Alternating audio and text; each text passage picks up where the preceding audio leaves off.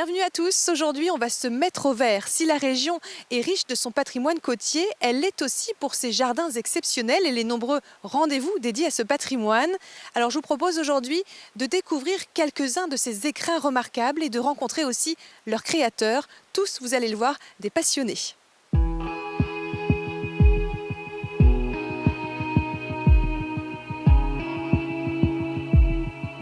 Et la première de ces passionnés à nous accueillir, c'est Isabelle Vaughan. Bonjour. Bonjour. Et merci beaucoup de nous accueillir ici au jardin de Kardalo, à Trédarzec. Votre jardin a reçu beaucoup de distinctions, jardin remarquable, inscription à l'inventaire des monuments historiques. Qu'est-ce que ça récompense avant tout? Beaucoup d'amour, de patience?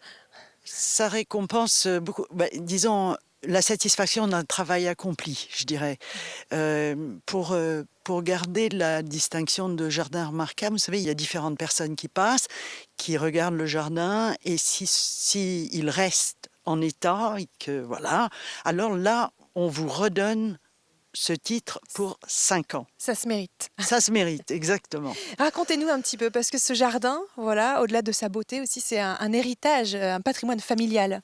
Alors, ce jardin a été donc créé par mon père, et mon père est un personnage qui était à la fois peintre, architecte. Et ça se ressent du coup dans le jardin, Et ça j'imagine. se ressent dans le jardin, pour les couleurs, les textures, voilà, tout ce genre de travail. Vous passez d'une zone à une autre en découvrant à chaque fois quelque chose de différent. C'était une évidence pour vous de poursuivre l'œuvre de votre papa? C'était une évidence, oui. C'était une évidence. Difficile, mais une évidence. Il a trouvé Kardalo en 1965, donc le jardin a un peu plus de 50 ans maintenant. Et c'est un endroit qu'il a pris... voilà, parce que c'était un vallon, parce que plus personne n'en voulait dans le monde agricole, et parce que le climat était exceptionnel, qu'à l'époque on avait encore beaucoup de crachins et qu'il pleuvait tout le temps. Parce qu'il faut comprendre qu'il y a 5 sources qui alimentent Kardalo, je dirais sauf cette année. Là, il y a Voilà. des problèmes d'eau, c'est un vrai problème. C'est la première fois en 52 ans qu'aucune source ne fonctionne. Un jardin, c'est un peu comme un être humain. C'est vital. C'est vital pour le jardin. Donc on vous souhaite beaucoup de visiteurs et beaucoup d'eau. Merci. Merci, Et à merci vous. d'être venu. On part tout de suite retrouver un autre passionné, Gérard Jean. Vous allez le voir, il a acheté il y a 20 ans un terrain complètement en friche, niché dans la baie de Pellinec. Et aujourd'hui, il a façonné un véritable parc où s'épanouissent de multiples espèces rares. C'est un véritable voyage, regardez.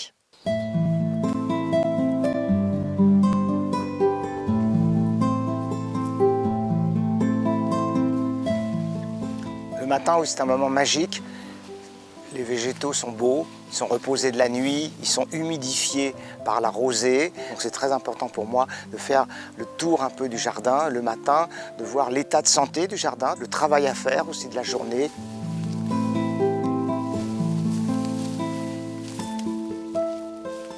Donc ici, c'est l'allée himalayenne. Le travail essentiel que j'ai fait, c'est les feuillages. Moi, j'aime beaucoup les feuillages, et en particulier ceux des rhododendrons.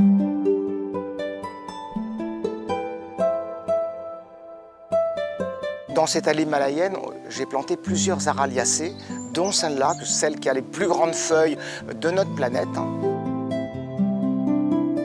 Et les pépiniéristes travaillent aussi pour nous trouver des nouvelles plantes. Donc c'est un hibiscus. Moi, j'ai été le premier à les implanter en Bretagne. Ah, c'est spectaculaire, génie de la nature.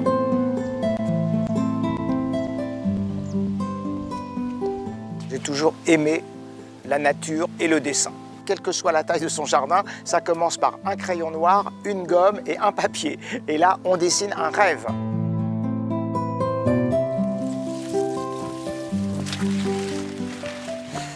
J'aime bien cette scène-là. Elle correspond un peu à mon rêve que j'avais au départ, de faire un jardin ici, c'est-à-dire très exubérant, en se servant à la fois de la grande humidité qui règne ici, des taux de 80%, et également de la douceur du climat. Là, vous allez voir, ce eucalyptus là, il est somptueux. Il vit sur les bords des côtes australiennes, il résiste au vent de plus de 200 km/h. J'ai toujours un bon jardinier, ça devrait être 150 ans. Donc, quand on plante un arbre, On le verra rarement dans toute sa beauté, mais on a aussi cette responsabilité-là, nous jardiniers, de planter des arbres remarquables pour que d'autres générations puissent en profiter.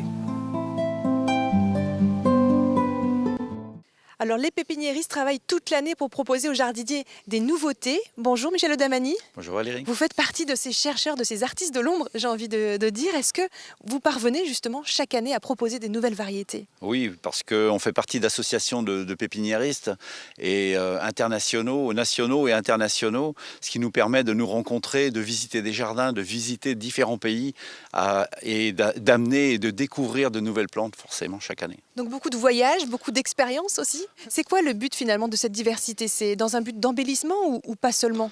C'est pas seulement l'embellissement, c'est aussi amener des solutions végétales dans des situations qui peuvent être compliquées, telles que le bord de mer. Alors justement, pour illustrer ça, vous nous avez amené 2 variétés. Racontez-nous. Alors j'ai apporté une vivace et un arbuste. Cette vivace vient d'Afrique du Sud, des montagnes d'Afrique du Sud, et cet arbuste vient d'Amérique centrale. Alors quel intérêt de ce diacia, puisqu'il s'agit d'un diacia. Les diacias, d'une manière générale, ont une rusticité de -2, -3 degrés. Elles sont très florifères, mais peu résistantes au froid. Celle-ci, on va l'utiliser en vivace, c'est-à-dire que sa rusticité jusqu'à -15 degrés va lui permettre de tenir dans les jardins pendant de nombreuses années, avec une floraison qui va durer 6 mois, ce qui en fait une plante absolument extraordinaire. Et donc c'est votre but justement de les proposer. Voilà, j'étais le premier à amener cette plante en France. J'ai trouvé cette plante dans une petite pépinière de passionnés aux Pays-Bas, à l'est des Pays-Bas. J'ai une anecdote là-dessus, cette personne n'avait plus de plantes à me proposer. Je l'avais vue dans son jardin et il m'a donné les boutures. Et je suis parti de ces boutures pour la multiplier et l'amener pour la première fois en France. Donc une nouveauté. Voilà. Monsieur Gérard Jean, que je suis allée rencontrer dans son jardin, me confie un petit peu sa devise de jardinier. Il n'y a pas de mauvaise terre, à chaque terre sa plante heureuse. Est-ce que vous partagez cette philosophie finalement? Absolument. Dans mon cas, je dis qu'il s'agit de la bonne plante au bon endroit. La bonne plante au bon endroit, ça veut dire 0 chimique, 0 traitement. Ça veut dire une plante heureuse, une plante adaptée à l'endroit où on l'a plantée. Et une démarche donc écologique. Absolument. Alors pour ne pas faire trop de bêtises dans son jardin, on a besoin de bons conseils, d'être guidé. Pour ça, il y a un rendez-vous le 8 octobre prochain, Jardin Secret, vous y serez? On y sera. D'accord, donc le rendez-vous est pris. Oui, absolument. C'est un endroit qui est vraiment intéressant parce que vous allez rencontrer des professionnels, des gens qui cultivent leurs plantes, qui aiment leurs plantes et qui sauront vous en parler. Merci Michel. Alors on va rencontrer maintenant un autre spécialiste, lui de la taille des végétaux. C'est Claude Lemot, son jardin l'atelier à Perros-Guirec et son théâtre d'expérimentation. Il forme aujourd'hui les jeunes et certains viennent même du Japon pour le rencontrer. Sa connaissance en botanique et sa technique en font l'un des meilleurs et l'un des tout premiers à avoir été formé au métier de taille et soin des arbres. Regardez.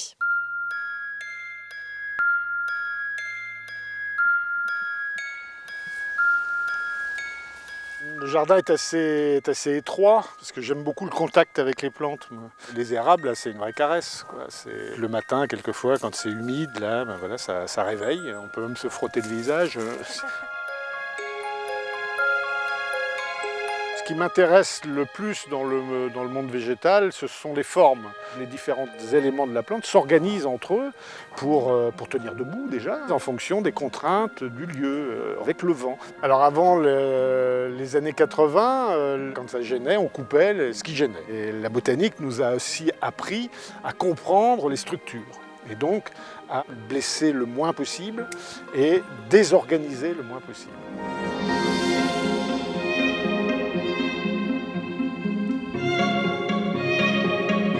Le fond de mon métier, moi, c'est de résoudre les problèmes que posent les grands végétaux dans le monde urbain ou dans un jardin, sur les bords de route. C'est des problèmes d'encombrement, tout en respectant au maximum ces structures. Ici, par exemple, on est devant un saule. Celui-ci, il a 18 ans et je le contiens à 1,50 m de haut. C'est une technique de taille issue de la culture asiatique, la culture japonaise, donc la miniaturisation. Ça permet donc de contrôler le développement des végétaux, des jeux de rapport de dimensions qui peuvent être amusants dans un jardin.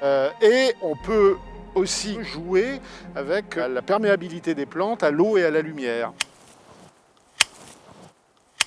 Au fur et à mesure qu'on taille, on donne la forme d'un vieil arbre Quand on est face à un très vieil arbre, on a envie de se poser, puis de passer un moment avec lui. C'est des atmosphères de retour sur soi. C'est ce que moi j'aime dans les jardins.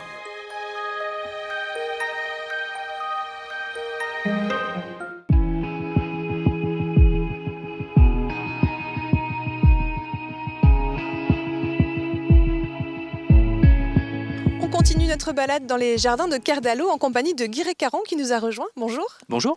Vous êtes à la communauté d'agglomération en charge du patrimoine culturel et touristique. En quoi justement les jardins et les professionnels de la filière sont aujourd'hui un vrai atout pour la destination ? Je vous invite à sillonner notre territoire, de Lézardrieux jusqu'à Plestin-les-Grèves. Vous découvrirez, au hasard des chemins, au hasard du TGR 34, bon nombre de jardins tenus par des particuliers qui sont magiques. Vous remarquerez aussi que les communes font depuis de nombreuses années des efforts considérables pour le fleurissement.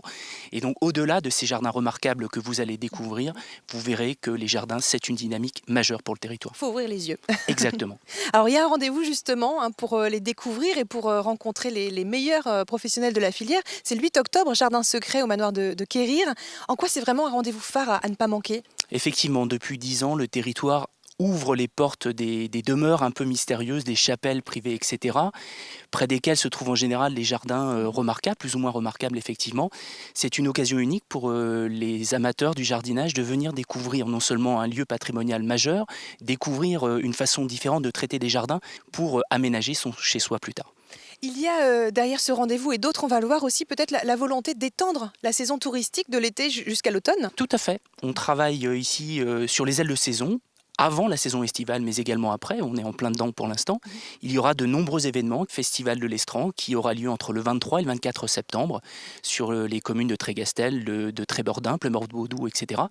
Donc on va profiter des marées d'équinoxe, effectivement, pour que la mer s'ouvre, que le paysage s'ouvre au public, pour que des artistes contemporains viennent effectivement proposer leurs œuvres, parfois éphémères, au public. Alors, autre rendez-vous aussi, vent de grève. 7 et 8 octobre prochain, entre Saint-Michel-en-Grève et Plestin-les-Grèves, l'occasion pour petits et grands de venir découvrir dans les cieux trégorois, qu'on espère clément, de nombreux cerfs-volants. C'est un spot assez magique, connu par les kitesurfers, les chars à voile, etc. Et donc pour l'occasion, effectivement, il y aura des initiations qui sont prévues, des spectacles en tout genre. Et l'Envélec. Oui, l'Envélec aussi dans un autre domaine, on parlait de patrimoine tout à l'heure, entre le 6 et le 22 octobre, les rencontres internationales de musique ancienne en Trégor auront lieu sur l'ensemble de notre territoire pour les amoureux de la musique baroque. Donc de quoi s'amuser encore en arrière-saison. Exactement. Merci Guirec Caron.